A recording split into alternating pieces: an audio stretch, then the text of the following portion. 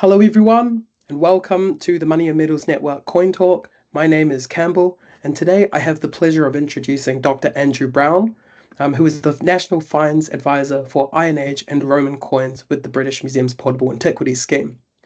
He has a PhD in archaeology from the University of Bristol, and his current research interests focus on applied numismatics and coin circulation within Roman Britain, particularly with regard to early bronze coinage within the province. Andrew is currently working on the completion of the Frome Hoard catalogue and compiles the Iron Age and Roman coinages for the British Numismatics Journal Annual Coin Register. He is also the Honorary Secretary of the Royal Numismatic Society and a member of the Steering Committee for the Money and Metals Network. So today, Andrew will be giving us a talk on an introduction to Roman coins. As usual, if you have any questions, please post them in the chat, and I will read them with Andrew at the end, and we'll go through the questions. So without further ado, I'll pass you on to Andrew. Thanks, Campbell. Hi, everyone. Yes, as Campbell says, today I'm going to be talking to you about Roman coinage. So this is kind of a big topic to do in a relatively short space of time. So what I'm going to try and do is give you an overview of Roman coinage with a kind of a specific focus on Britain, really. So hopefully that will make sense. So a few things that I'm going to try and get across to you during the course of the next half hour or so is really an overview of Roman imperial coinage from Augustus through to essentially the end of Roman Britain, so the end of the 4th century AD. So what I want to be able to try and kind of transmit to you is the key changes, the key trends, if you like, in that period. So I'll introduce the key denominations. I'll touch a little bit on Roman Britain in particular. And during the course of the talk, you'll see the slides will have lots of images of coins, which hopefully will be useful to you. And the images are largely from the Portable Antiquities Scheme database. So my role, as Campbell has said, is to look at the Iron Age and Roman coins in Britain recorded through the PAS. So it's a really useful resource for the material itself and for people doing research and reference to the coinage in Britain. So I've used that as the basis for what I'm going to be talking to you today about. Things I won't cover today, I should point out those bits. So in case you're kind of wondering where I've missed something or not gone over something, I'm not going to cover the Roman Republic, so that period up to Augustus. I'm not going to cover the Roman provincial coinages, so that's the coinages produced in kind of individual city-states, towns largely in the east of the empire. So I'm looking specifically at the imperial coinages produced in largely Rome, but a few other mints around the empire. I'm also not going to look at the very, very late Roman coins, so anything after the end of the 4th century, essentially all the Byzantine periods. And perhaps more importantly, I'm not going to go into huge detail about everything, because in the time that we have, that would be largely impossible. So as I said, hopefully this will give you an overview. And then I think in kind of future sessions, I know that Campbell has kind of in the pipeline, there'll be more focused kind of talks on different elements of this period. So that's kind of a basic overview. So I'll start with what we generally call the Augustan monetary system. This runs from Augustus through to about the mid-3rd century BC. And having said I won't talk about the Roman Republic, I actually will just touch on it at the very end of the Republic. So this is kind of essentially the closing stages of the Republic and the appearance of Augustus as the first emperor. So the Battle of Actium in September 31 BC was that kind of final big conflict between Antony and Cleopatra and Octavian, as he was then before he became the Emperor Augustus. And just some examples of the coins that we have that reference this on the PS database: a nice denarius of Antony and Cleopatra at the top there, and the one on the right is one issued by Augustus after he becomes emperor to commemorate the victory at Actium. So you can see victory on a ship's prow nicely there.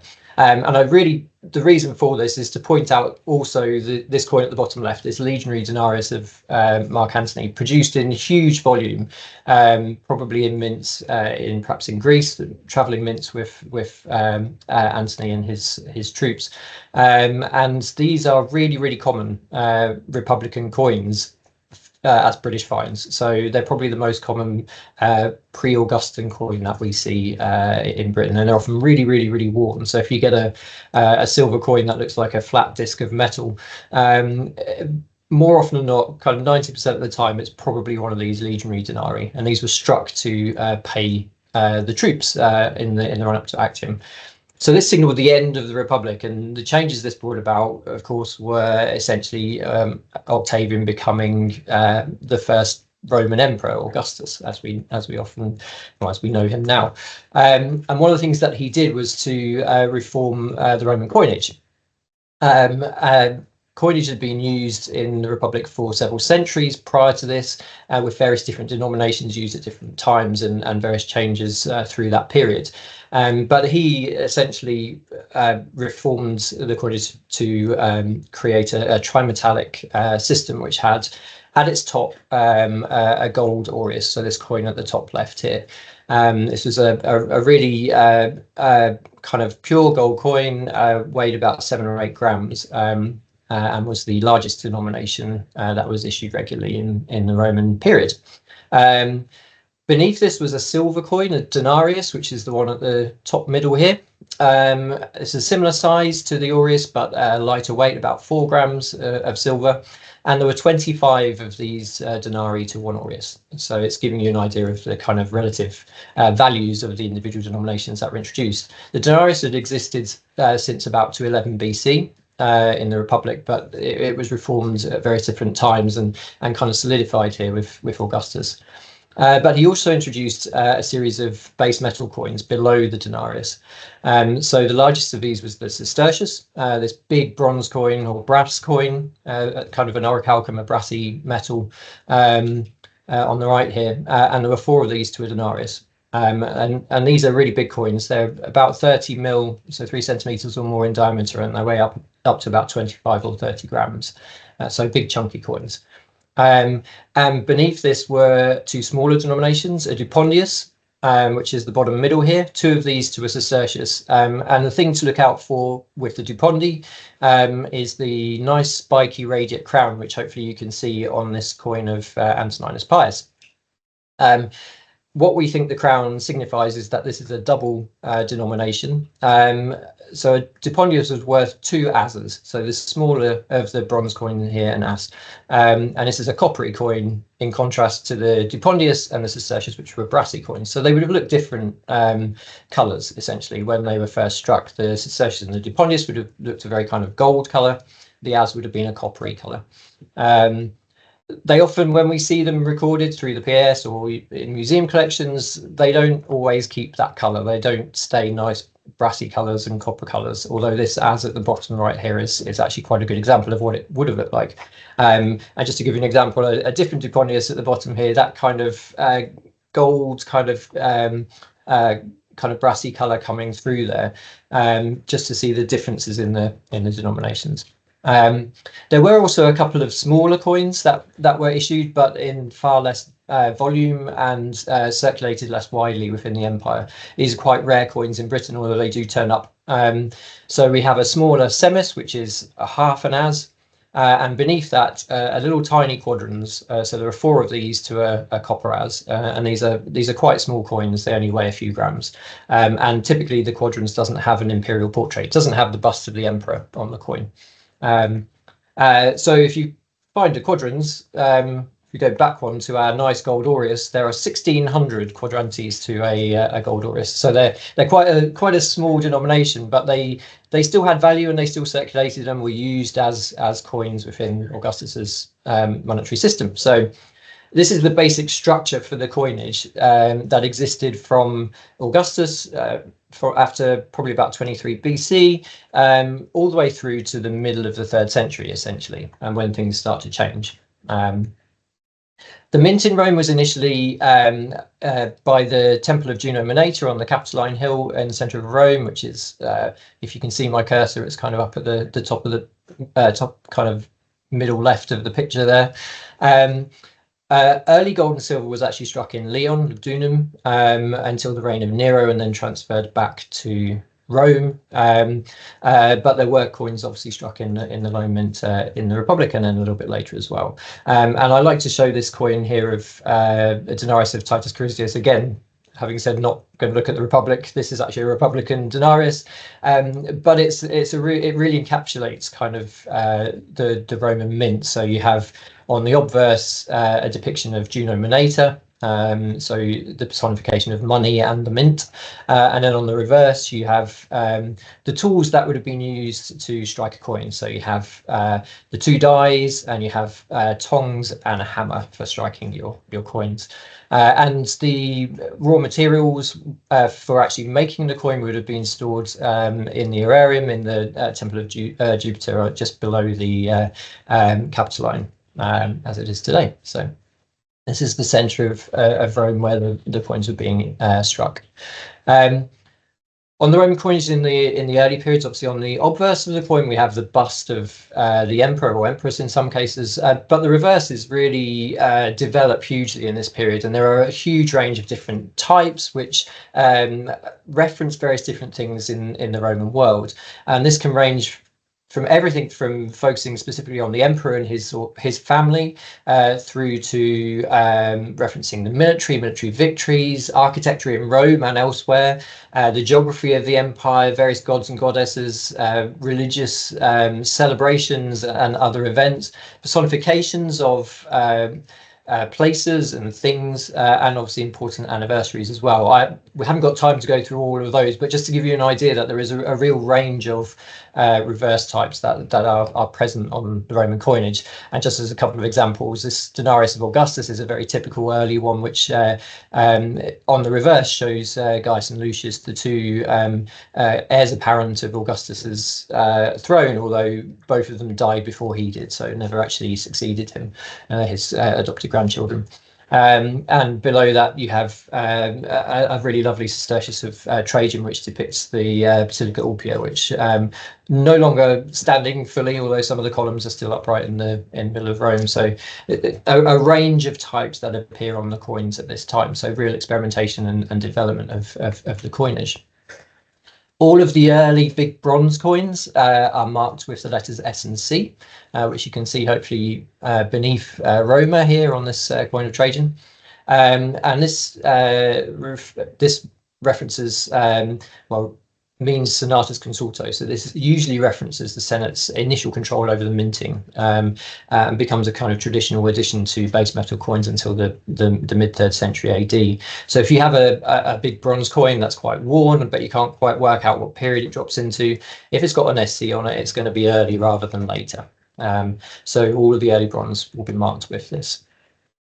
We also get contemporary copies in this period in varying numbers and in varying different ways. Copying coins is potentially quite dangerous if you're caught, and the punishments could be quite severe, but it clearly happened in large volume and for different reasons at different times.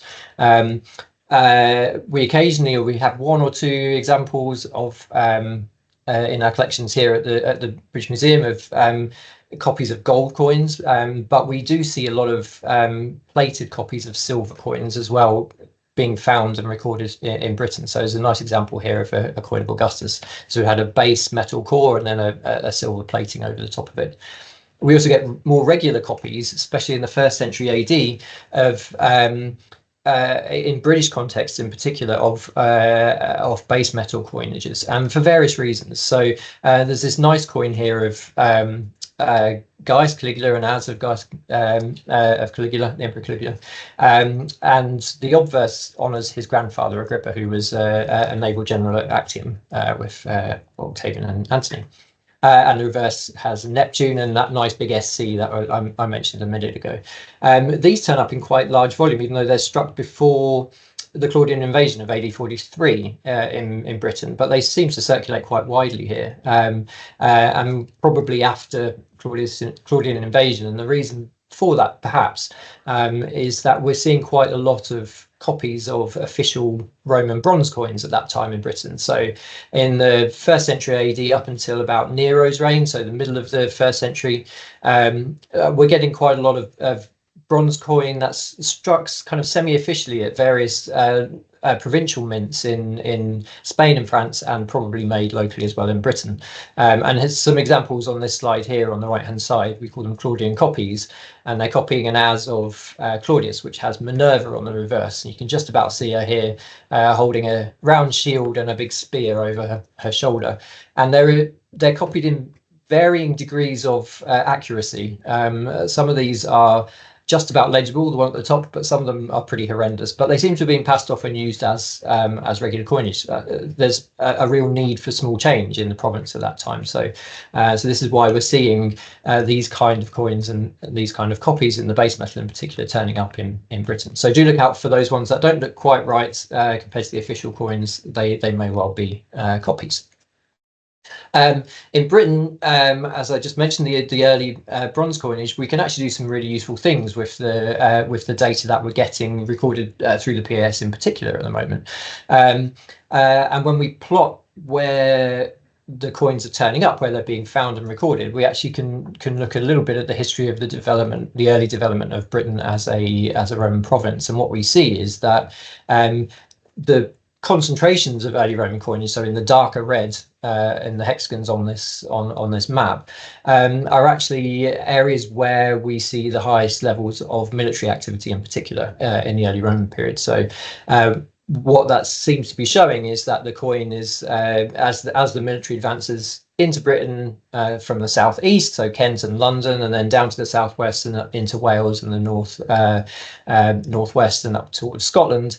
This is where the early coinage is circulating as well. A lot of that is silver. You're using silver to pay your army and to recoup your taxes, but also in the base metal coinage as well. And I just wanted to highlight this one here, this coin of Hadrian at the top, which is the first real depiction of Britain as a province. So Britannia personified on the reverse, seated on her shield with her spear and her head kind of been interpreted as being her head in her hand, looking kind of almost in mourning, but it actually looks as though she's pulling kind of a veil or a hood out from behind her neck. So this is the first time that we see Britain really kind of personified on a coin. So reference to Britain being a Roman province at that time. And the denarius of Severus below that is commemorating his victories in Britain in the early 3rd century AD. I just mentioned very briefly some changes that happen with the Emperor Nero.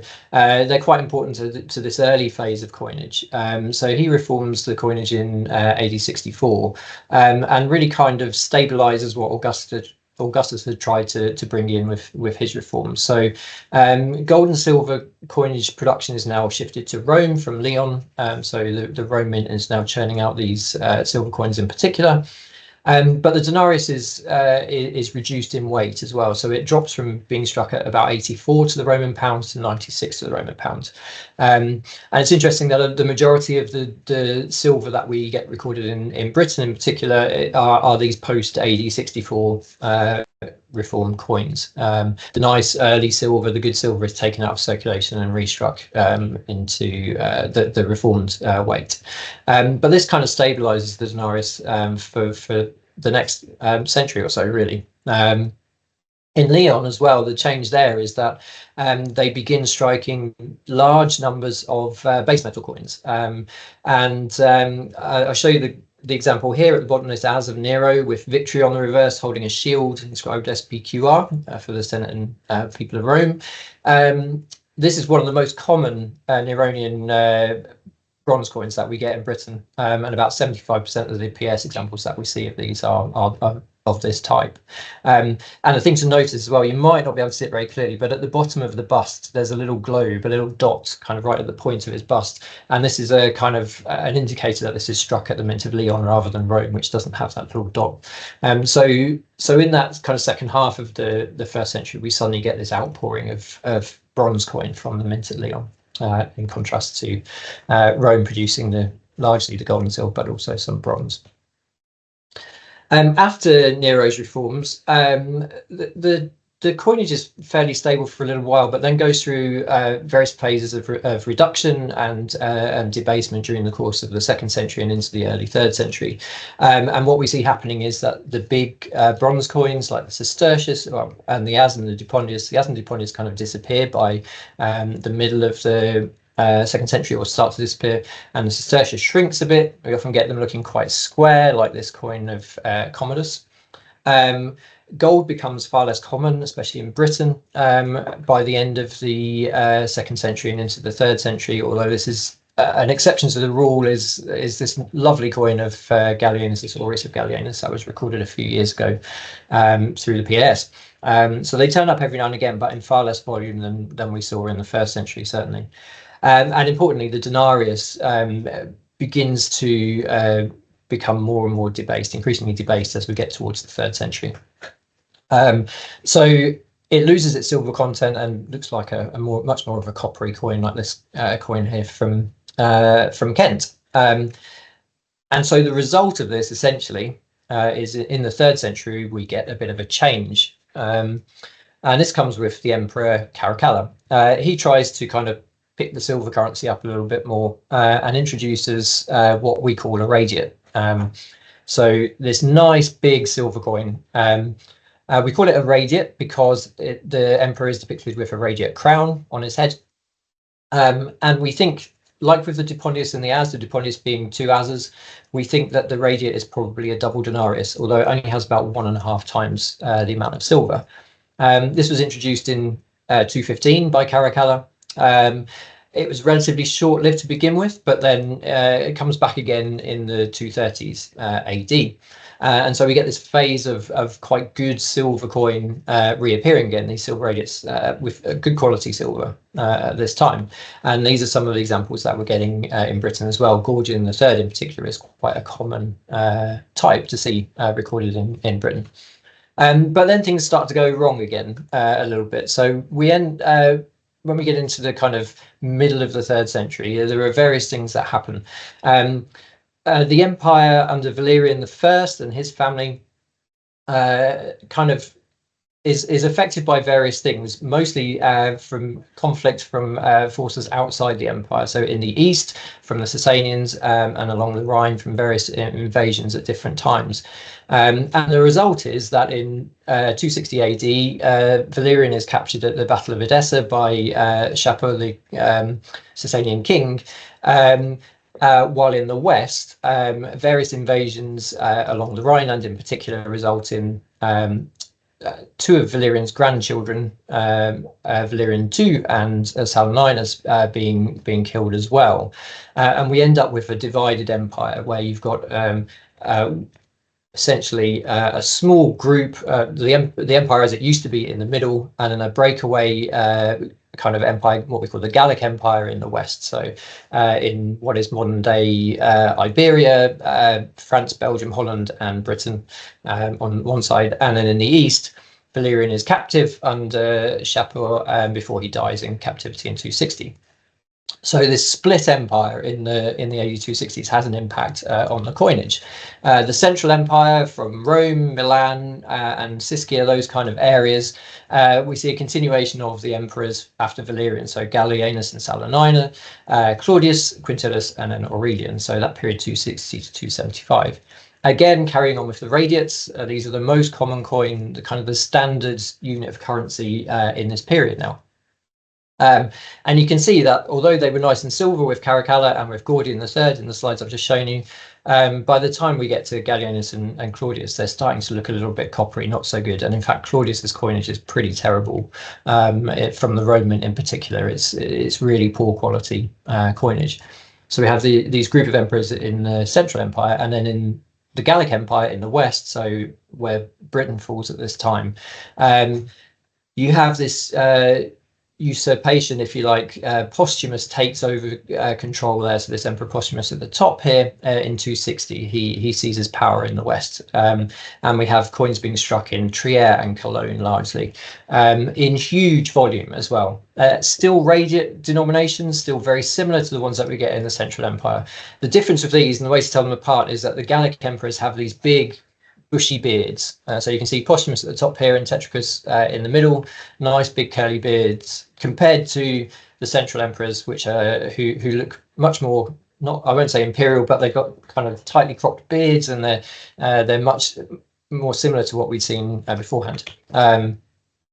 The exception to that rule perhaps is Tetricus II. So he's the little young Caesar at the bottom here, and he's not got a beard because he's not old enough. So he's got like a little baby face at the bottom there. So we have a succession of Gallic emperors as well: Posthumus, Laelian, Marius, Victorinus, Domitian II, of which we have 2 coins, and Tetricus I and II. And there are huge numbers of these radiates for the Gallic emperors produced at this time. Massive amounts of them circulating in Britain and in the Western Empire in particular. But things come to a head in the 270s, late 270s. What seems to have happened during this period is that we start with really good silver coins with Caracalla. So this attempt to reform the silver coinage from the debasement of the denarius. And then by the mid-3rd century, with emperors like Gallienus and Claudius, the silver content drops dramatically due to inflation and various other things. So that by the 270s, we've got these little base coins, so they're only 1 or 2% silver. Notionally still the same denomination, but the silver content has basically vanished. And what happens in the 270s is that the new emperor Aurelian comes to power in AD 270, and he's able to unify the empire again. So he takes back control of the Western Empire and also in the East. So we have once again this kind of Roman Empire that spans Britain to kind of the Near East. And one of the things he tries to do is again reform the coinage. The coinage in Rome in particular has got really bad. So he closes the mint, he sends the troops in, there's a big battle in the centre of Rome, thousands of people are killed, depending on which ancient source you believe, and he reintroduces the radiate coinage, he reforms the radiate coinage to a denomination that we sometimes refer to as an Aureliani, after Aurelian.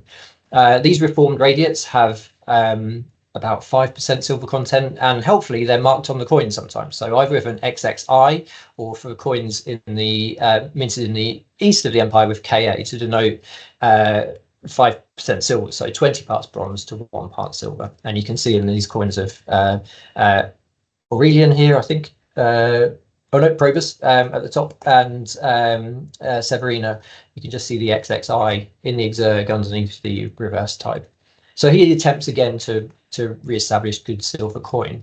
One of the side effects that we get in Britain in particular, but in the Western Empire largely, is that there was a lot of small bronze coin in circulation with the Gallic emperors, and the new reformed radiates are probably a little bit too high a denomination, and also don't circulate very widely in Britain in particular.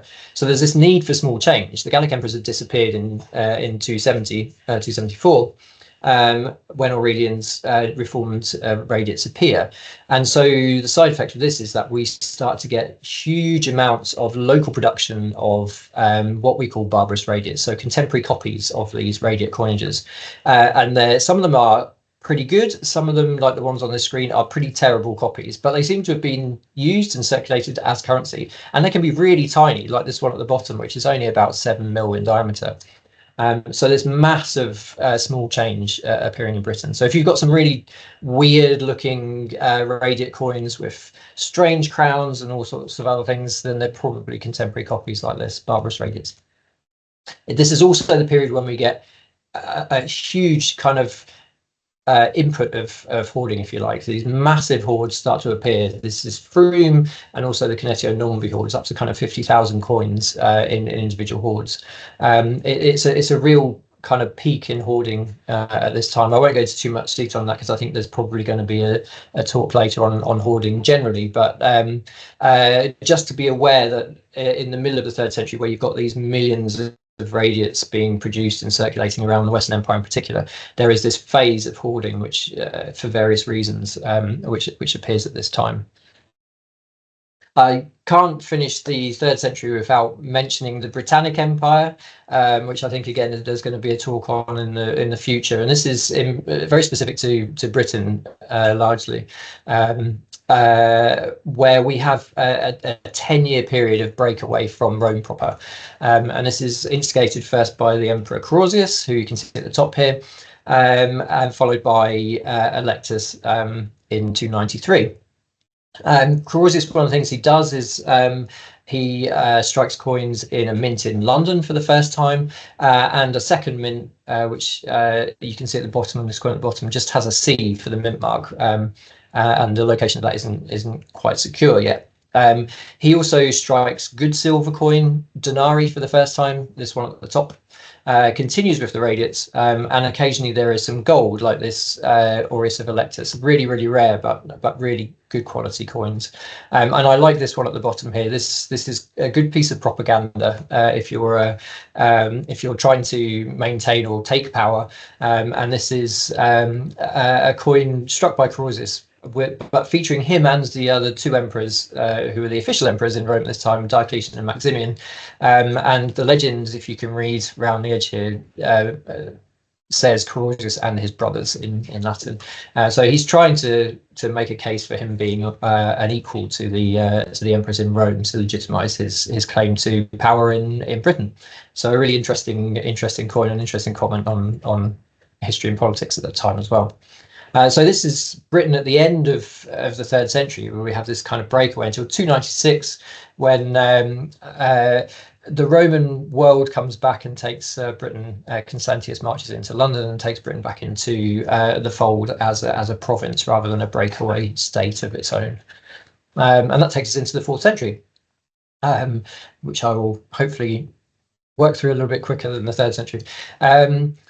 The 4th century essentially starts with yet another reform of the coinage. Aurelian's reforms worked to a degree, but weren't entirely successful to some extent. And so the first thing that happens at the end of the 3rd century, at the start of the 4th century, is the new emperor Diocletian again reforms the coinage. And this happens in about 294 AD. And what he tries to do is re-establish that trimetallic system. So the gold aureus notionally still exists. That's still at the top. He introduces a new silver denomination, which is actually quite rare in Argenteus. And then perhaps most importantly below that is the introduction of a new bronze coin. So the radiate kind of still exists and still is in use into the 4th century, but nowhere near on the same volume. But the coin that's introduced at this time is we call a numis. This is this big bronze coin, about 10 grams in weight, and it has a decent amount of silver in it as well, about 5% or so silver. And you can see at the top here this numis of Diocletian. The difference with these late bronze coins compared to the radiates is that they don't have the radiate crown on the emperor. So we're just looking for the laureate or a diadem rather than the radiate. The early ones are quite scarce in Britain. They turn up every now and again, but you can see from the distribution, this is all of those early coins from 294 to about 317, 318. There are big concentrations of these coins turning up. So there's this kind of outpouring of coins from the Western mints in particular, which are reaching Britain. And just to give you an example, two of the common reverse types for these early coins, Genio Populi Romani to the genius of the Roman people. And we see Genius standing here with a patera and a cornucopia. And then the one below that is the numis of Constantine I, with Sol, Soli Invicto Comity, so Sol as his protector at that time. So two types that are really quite commonly seen in Britain and producing in large numbers.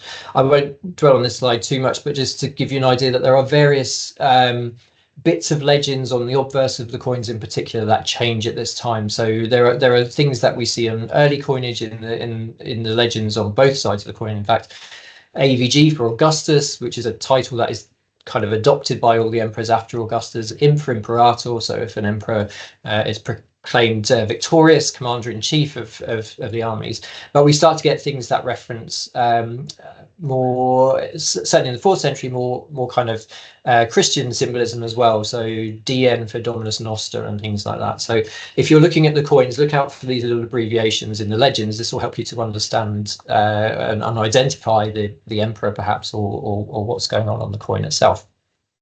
There's a bigger spread of mints by the 4th century. In the 3rd century, we get up to about a dozen mints. At the beginning of the Roman period, it's largely Rome with one or two others occasionally.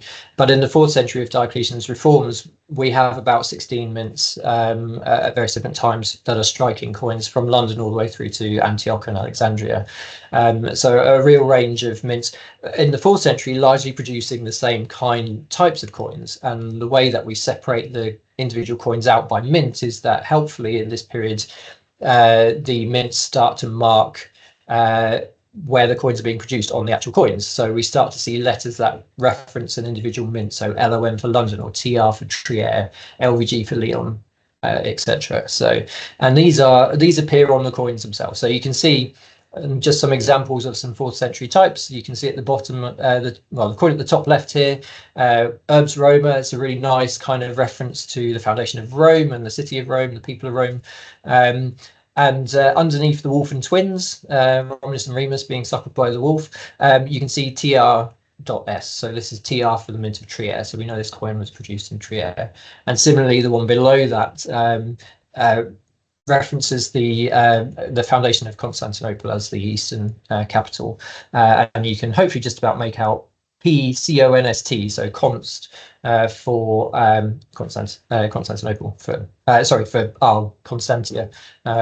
Maybe made the mistake that we always tell people not to make, which is const is not Constantinople, it's Constantia. And we start to get some other types that start to appear at this time, which are significant to Roman history. So, for example, this coin of Magnentius from the 350s is the first, like, really overt Christian symbolism on Roman coinage, with the nice big Cairo and the Alpha and Omega on the reverse. Again, one or two other examples. In the middle of the 4th century, we get another phase of copying.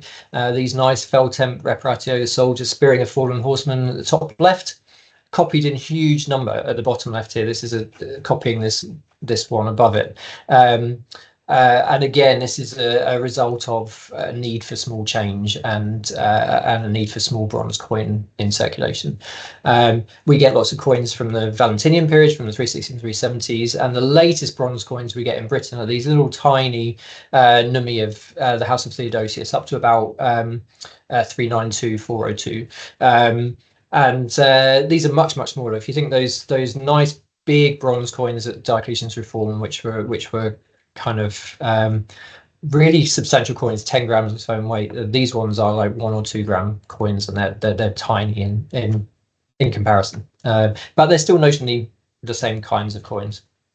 One of the really useful things with the PS data is that we can start to compare distributions and types of coins spatially. And by recording all this material, it's giving us a lot of useful information, so that we can see, for example, that our early Roman coin, which I mentioned earlier, so that first couple of centuries when we're using the Augustan currency system, the focus is in the west and the northwest of the province. This is where the army are. This is where the soldiers are. You're paying your troops in silver and you're recouping your taxes in silver.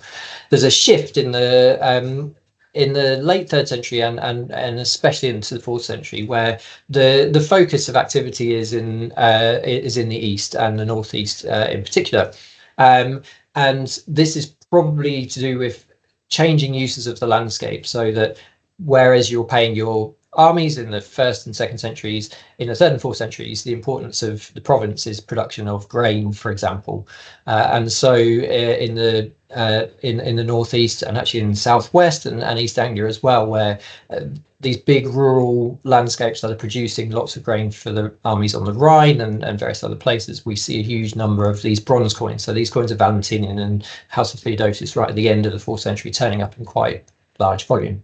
So really interesting data. We also get the reappearance of gold, or the change in gold in the 4th century, with Constantine I in about 309, 310. He introduces a new gold denomination, which we call a solidus. So this replaces the aureus of the Augustan system. And this lasts really throughout the 4th century and later. So Eastern Roman Empire, Byzantine Empire, this is the kind of foundation for the gold coinage that's used in those places as well. And it's a much smaller coin, much thinner, lighter weight, about 4.5 grams. And turns up in hoards quite a lot in Britain as well. So if you think of hoards like Hoxton, the biggest kind of late Roman silver and gold coin hoard we've had, there are a substantial number of those in that hoard. We also get a change in the silver coinage. So the denarius effectively disappears in the 3rd century. It's still notionally around as a unit of account, but it's really, really rare in the 3rd century to see examples of the denarius, although they are about, especially in the British context. But we get a change again with Constantine in the kind of early 4th century. So we see the introduction of a nice big silver coin, the miliarensis at the top here, about 5 or 6 grams. Less common. That's a less common coin than the siliqua below it, which is effectively becomes the standard silver, late Roman silver coin. That's produced to 96 to the Roman pound of silver and about 3 grams in weight. And these are struck all the way through from, in Britain, we see them middle of the 4th century all the way through to the end of the 4th century, and in a little bit later into the 5th century. And they're quite common. And again, appear in hoards quite frequently, and they're really probably the coin that runs latest in terms of the Western mints shut down, stopped producing bronze coin by the 390s, and silver is struck until 402 at the Mint of Milan, and then there's no other production in the Western mints at all once kind of the empire is kind of receded back towards Rome. And so these carry on circulating in the rural landscape in particular. So they're turning up in Britain up until 402 at least. But then we get this instance of clipping. So you can see on this coin here, the edges have been chopped on the coin. And this is a result of deliberate removal of the silver around the coin. These coins stayed in circulation for a long time after they were struck in some cases. Some of the hoard evidence we have suggests that the latest hoards we get in Roman Britain probably date to the middle of the 5th century AD, but contain coins that were struck several decades earlier. And so the clipping demonstrates the continued circulation and the continued need for these silver coins in particular within the landscape. The silver was used for other things, probably for bullion, and perhaps for creating copies and new local copies of the silver coin.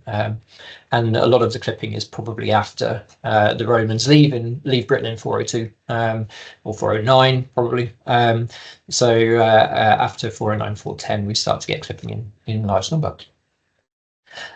That's a very quick run through of the coinage of the Roman Empire, if you like, from Augustus through to the end of Roman Britain.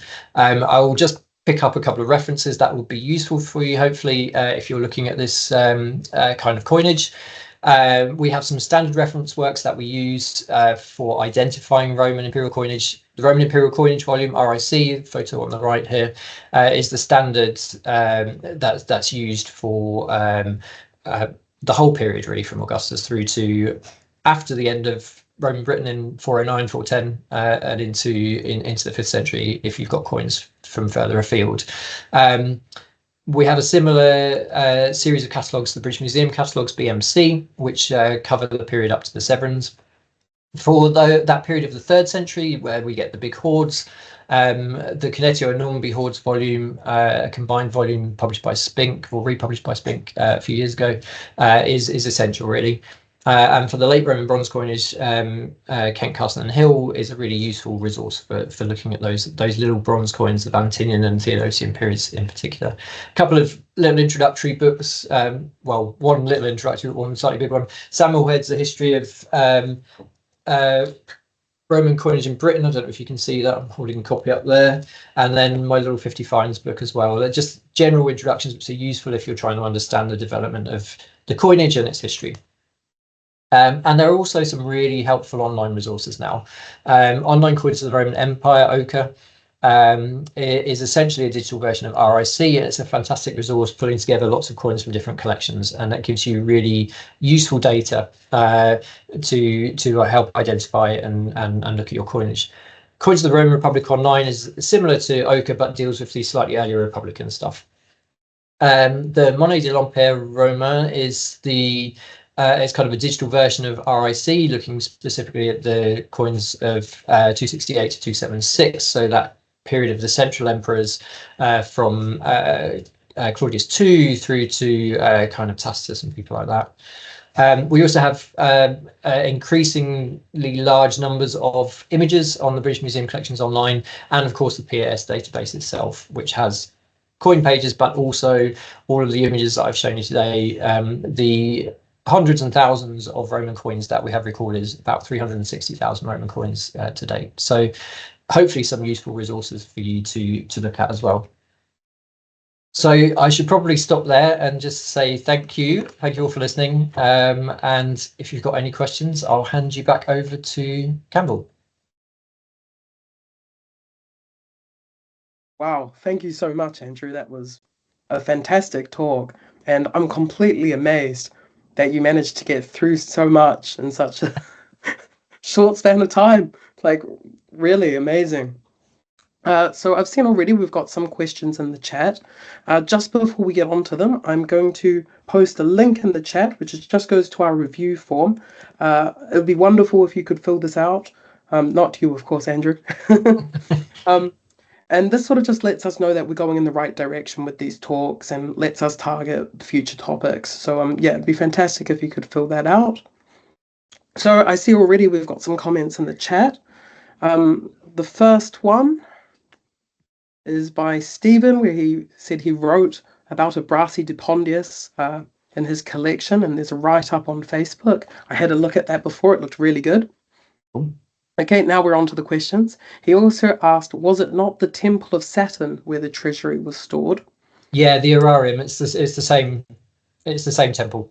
It's that bit. It's the one just below the Capitoline, so just below the Temple of Juno Moneta, next to which we think the mint was located. So all in that central area of Rome. Yeah. Okay, next one, also from Stephen. He said, I'm interested if there is a known reason or good theory why in the Republic there were quite a few ex-senatus consultum silver issues, but that seems to have been absent in the Empire's silver. Then the bronzes in the Republic did not have the SC on them, and then this started in the Empire. Good question. That's quite a complicated one to answer briefly. I think it largely has to do with who has control over the minting process to some extent. So the silver and gold is once we get to Augustus, in theory, is being controlled by the emperor, whereas the Senate still tries to keep their hand in to start with, notionally at least. So the bronze is marked with the SC, so that the Senate is seen as being involved in that process. It becomes a bit of a kind of just a symbol that's added to all of the coins, I think, whether it actually has any real definite kind of power later on in the second and third centuries at least. So yeah, it's quite a complicated. It's that real complicated crossover with Augustus when there's lots of politics happening and there's ways he's trying to get into power without kind of saying he's getting into power and all those kind of things. So it's kind of manipulation of what's happening at that time. So. Does that answer the question at all? Well, I was just going to add on, like, you didn't talk about provincial coinage today for obvious reasons, but like even in the Roman provinces, you see SC added to coins in Syria, for example, and like it's highly doubtful that the Senate was actually involved in the issuance of those coins at all. Yeah. We have another question from Stephen. Yeah. In the absence of clear mint marks, how do we know where a coin was minted? Also, why would Lugdunum be preferred to Rome for a period of time? So the mint marks bit is, it's tricky. So we're able to separate out some of the various mints and issues from different mints based on stylistic things, really, in the early Roman period. So I mentioned with the bronze for Leon, where you've got the bottom of the bust has that globe that appears at the point of the bust, which doesn't appear on the Rome coins. So that's kind of just a stylistic feature that we can use to very quickly separate out a Leon from a Rome coin. But there are other features in the bust types and the way the dies are engraved and struck, which will point us to one or other mint. But it's not always straightforward, and it can be even in the 3rd century, before we start to get a few kind of mint marks appearing around Gallienus and Claudius and people like that. But there are still some issues with the radiate coins where you look at them and you're like, I'm not sure whether this is from Rome or Siscia or somewhere like that. And the one of the problems being that sometimes the die engravers would move between mints as well, which is not helpful when we're trying to work out where a coin was coming from. So there's that stylistic element that we can see on the coins, which will help us to point us in one or other direction. But it's not always straightforward, and there have been, for some types of coins and some issues, there have been long periods, so I'm talking kind of a century of discussion over which mint this coin belongs to or doesn't belong to, and those debates still carry on. One of the benefits we have now, which is kind of partly answers the second half of your question, is that there is a lot of analysis going on the actual composition of the coin. So the metal, how the coins were produced, what alloys are being used, and all those kind of things. And that's helping us to distinguish groups of coins, so we can say these are probably from this mint or this mint, and the reasons why some mints were preferred at different times. So Leon, to begin with, is probably an element of where the raw material is coming from. So in that early periods where there are good metal sources in places like Spain, it's much easier to strike your coins near where the sources of the metal are, rather than lugging it as raw material hundreds or thousands of miles away to strike the coins there. So various different things at play there. Okay, and another question. In the Republic, there were quite a few issues of serrated denarii, but there were none in the Empire. I was wondering if there are any views why this may be. Good question. I don't know why we don't get serratus in the Imperial period. It's a very short phase of production in the Republic. Kind of, it's only a decade or so, isn't it? So a couple of decades, and seems to have been very specific to that point in time. It disappears again in the Republic, of course. It's not there to begin with. It appears and then vanishes again. So yeah, I'm not sure I can answer off the top of my head if there is discussion about why there isn't any in the Imperial period. It's not something you kind of don't think about the serrati in the in the Imperial period at all. So maybe that's something I'll have to kind of go away and have a think about. But yeah. Yeah, like I'd hazard a guess it's to do with like practicality. Like probably it's much harder to make. I mean, it's easier to make a round coin than it is to make a serratus, I would have thought, but I don't know. Yeah. I think there's like estimates that you could produce a coin every like 6 seconds. So like if you're trying to produce serrati, already that's slowing down the whole process, isn't it? Yeah. Stephen says he has a theory as to why this might be. Well, let's see it. Let's. We're ready. I had a question myself. Yeah. You showed us some really cool maps using the portable antiquities scheme data. It was fantastic to see the coins as well. And my question popped up when I saw the map that you used when you were explaining the Diocletian reforms. Yeah. Because obviously, like on your earlier map that you would use, that whole sort of area around London was just blank.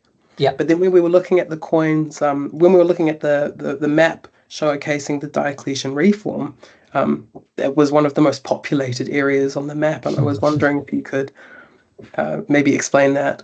Yeah, so it's a number of factors which affects kind of the distributions in some respects. So obviously, what we're recording through the PAS is there are certain biases in that data which are affected by where people can find the material, where it's being recorded. So in the modern landscape, you're obviously more likely to get more material potentially in a rural area where people can actively go and search for the objects. So looking for things with metal detectors and stuff like that.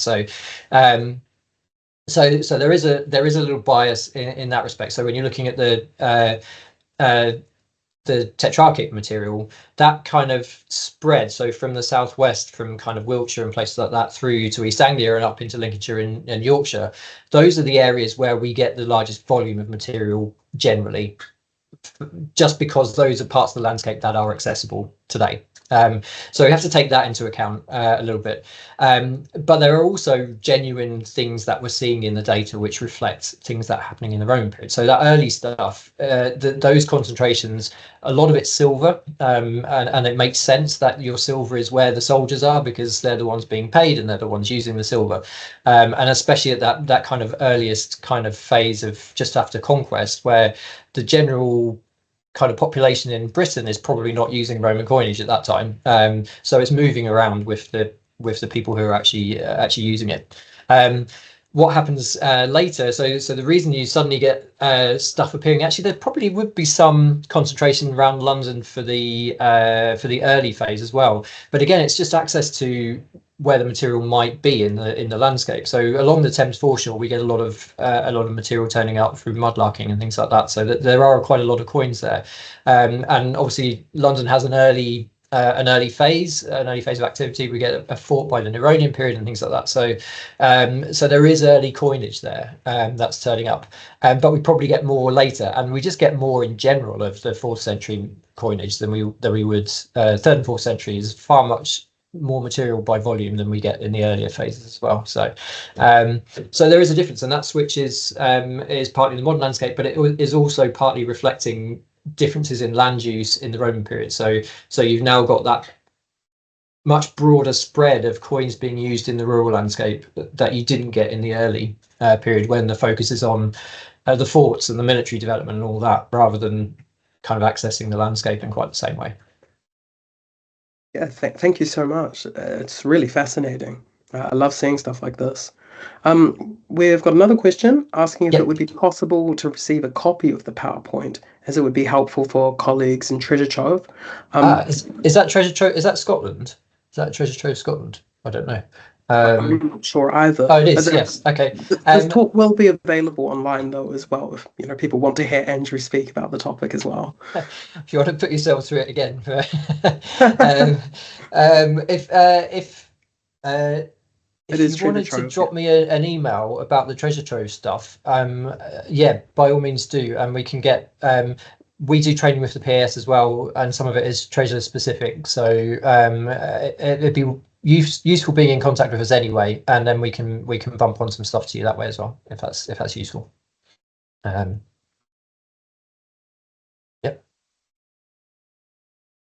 Yes, it was Treasure Trove Scotland. Yeah.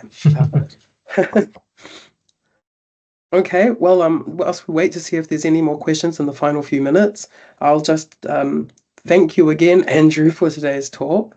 And I'll also say that our next talk is on the 19th of March with Eleanor Gay, who will be talking about hoards in Roman Britain. So I'll be sending out an email later this week regarding that. We've also got some more talks available online at our website, warwick.ac.uk/mmn. So we've got the whole backlog there. We've got another one that should be uploaded later this week. Unfortunately, I've been a little bit unwell, so I haven't been able to record the intro clip to that yet. But hopefully that will be here later this week. And it doesn't seem we have any more questions. So yeah, thank you again, Andrew. This was really great. I can't believe you managed to cover all of this material so succinctly. I'm sure I missed something, but there we go.